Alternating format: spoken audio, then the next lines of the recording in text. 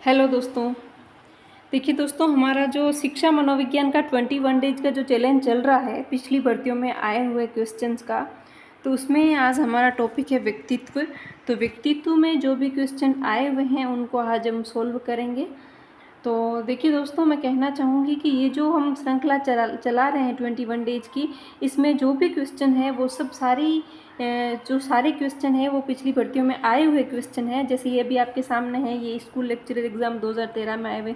बाकी मतलब सारे जो पिछली भर्तियों में आए हुए क्वेश्चन है वही हम सोल्व कर रहे हैं। और ये धीर सिंह जी दाबई सर की बुक है, उसमें से मैं करवा रही हूँ। तो देखिए दोस्तों, ये जो क्वेश्चन है वो बहुत ही इम्पोर्टेंट है और बहुत ही मतलब कि मील का पत्थर जिसे कहते हैं ना, वो साबित होने वाले हैं आपकी तैयारी में। और अभी जो जो मेन एग्ज़ाम था 3rd ग्रेड का, उसका जो रिज़ल्ट लगभग सारे सब्जेक्ट्स का रिज़ल्ट आ चुका है।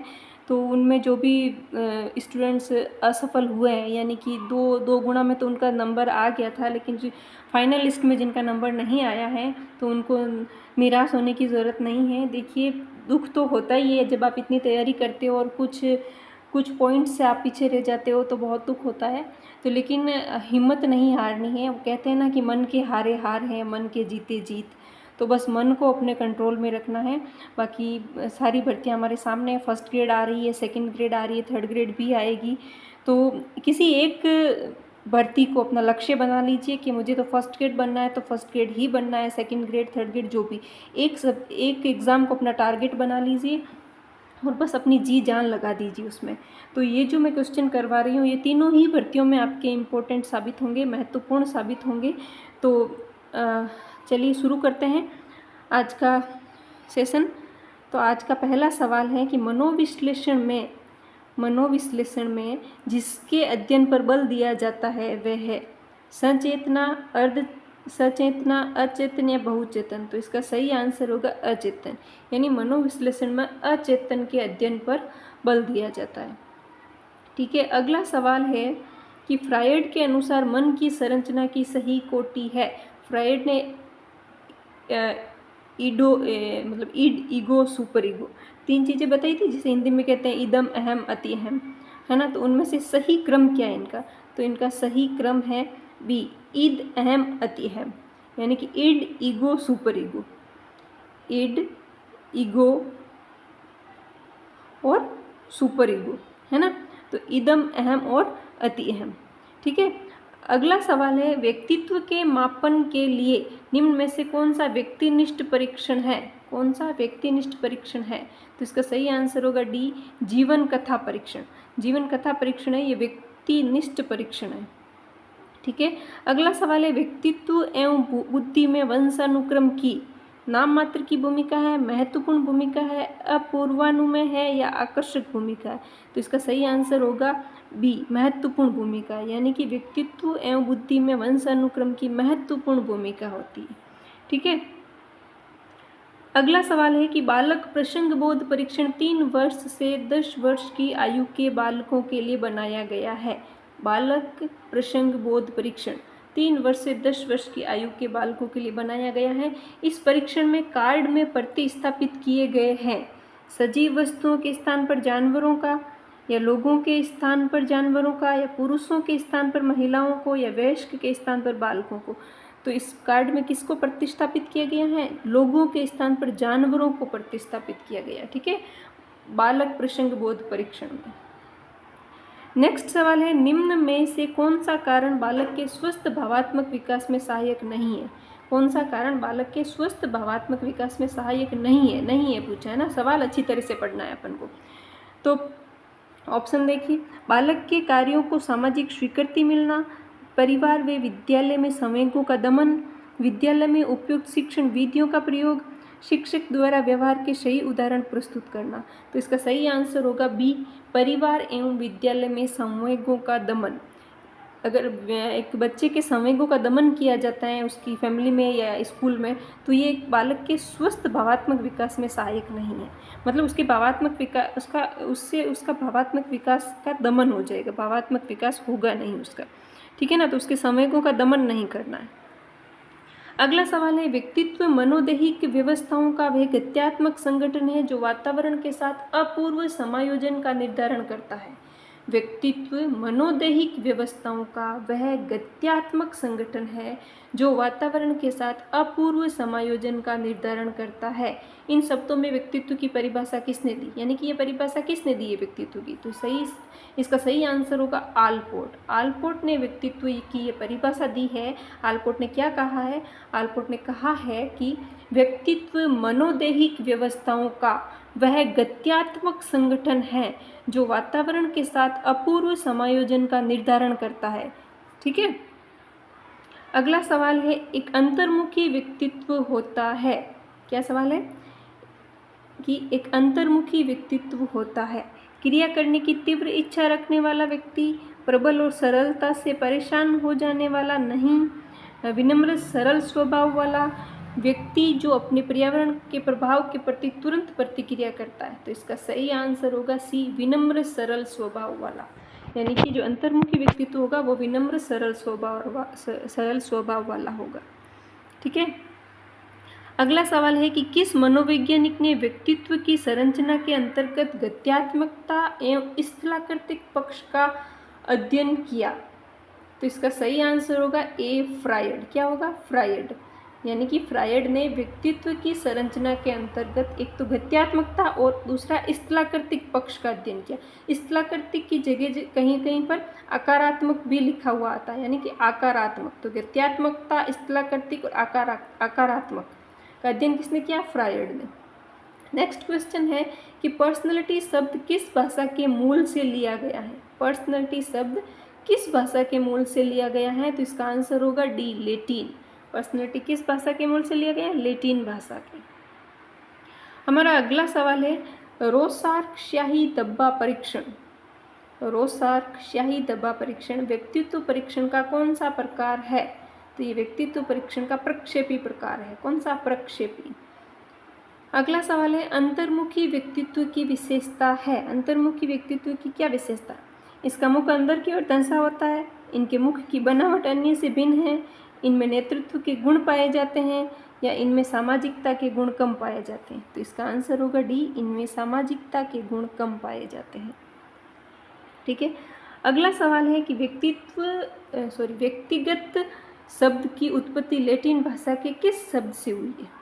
व्यक्तिगत शब्द की उत्पत्ति लैटिन भाषा के किस शब्द से हुई है? तो होगा पर्सोना। लैटिन भाषा के पर्सोना शब्द से व्यक्तिगत शब्द की उत्पत्ति हुई है। अगला है कि CAT व्यक्तित्व परीक्षण की कौन सी विधि है? CAT व्यक्तित्व परीक्षण की कौन सी विधि है? तो CAT प्रक्षेपी विधि। कौन सी विधि है? प्रक्षेपी। अगला सवाल है, अंतर्मुखी व्यक्तित्व की विशेषताएं हैं।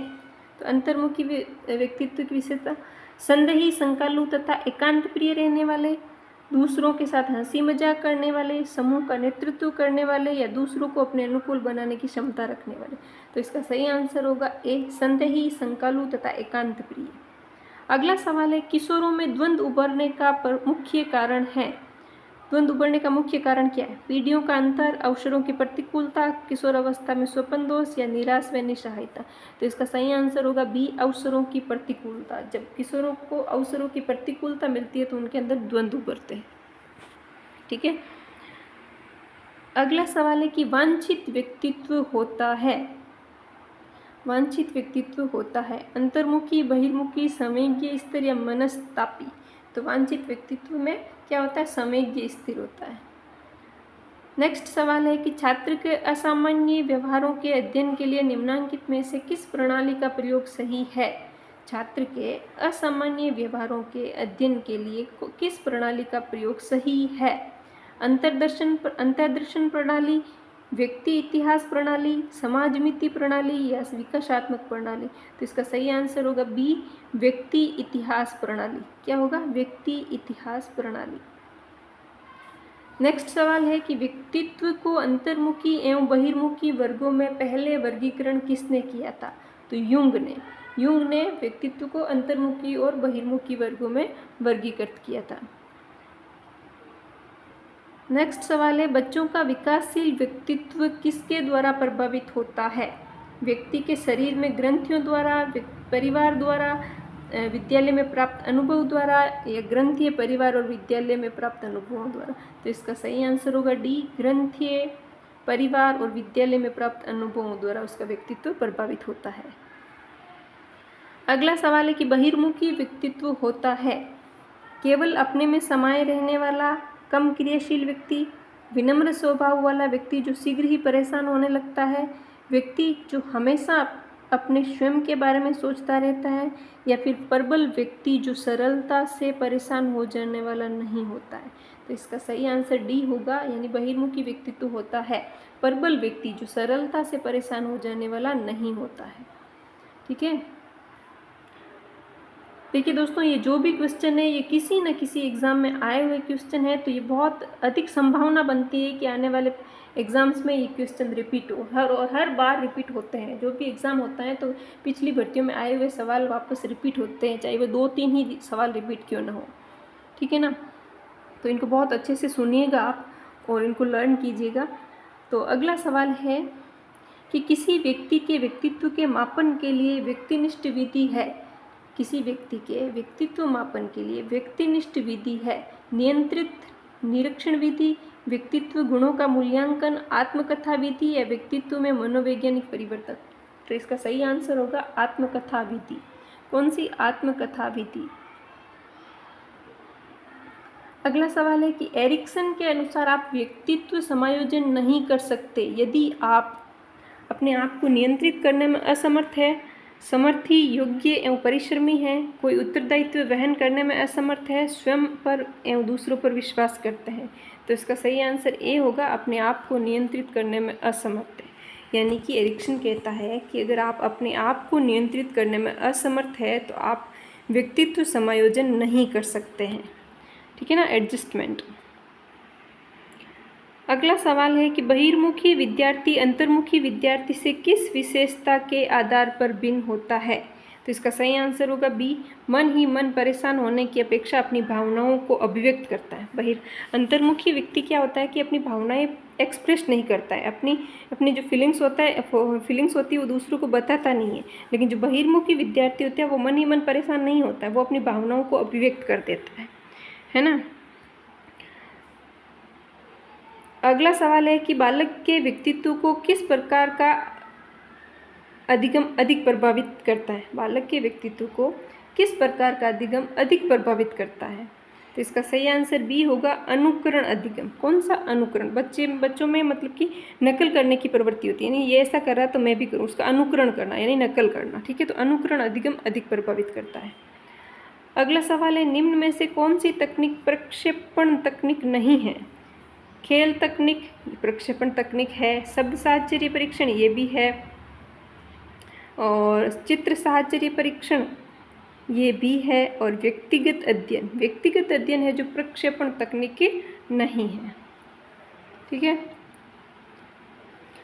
अगला सवाल है, व्यक्तित्व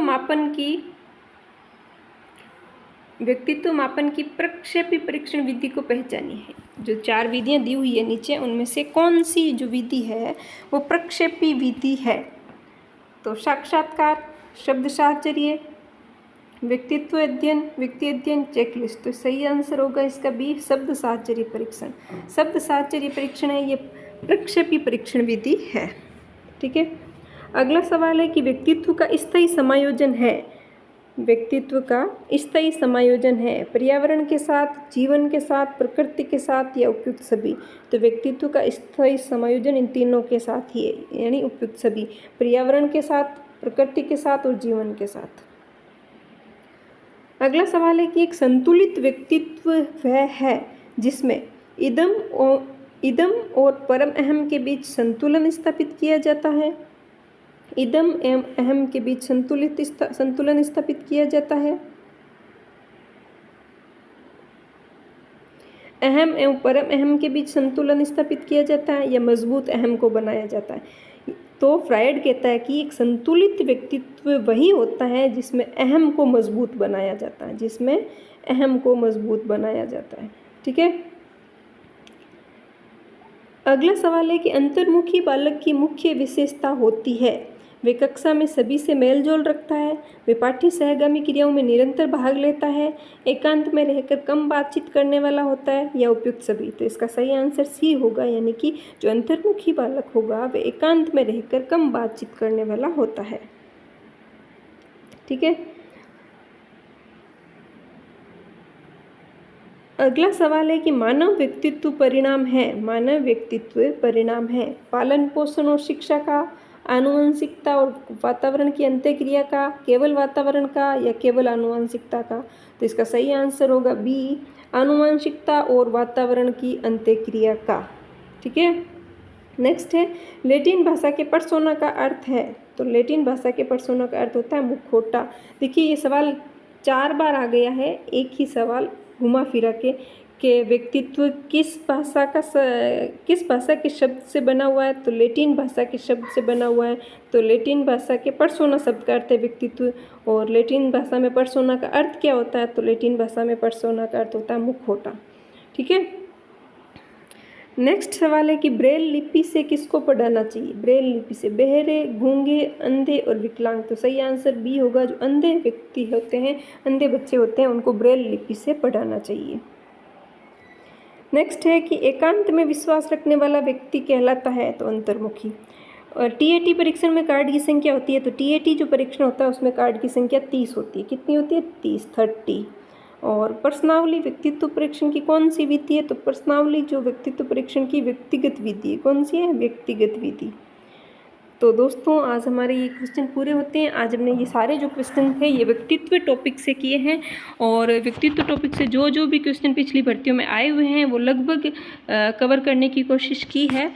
तो इस वीडियो को बार बार देखिए, बार बार सुनिए, और बस जुड़े रहिए इस चैनल से। और बहुत सारी चीज़ें कवर करवाई जाएगी आपको इस चैनल पे। तो चैनल को सब्सक्राइब कीजिए, और वीडियो को लाइक कीजिए, और अपने फ्रेंड्स और फैमिली के साथ शेयर कीजिए। तो मिलते हैं नेक्स्ट वीडियो में, तब तक के लिए जय हिंद, जय भारत।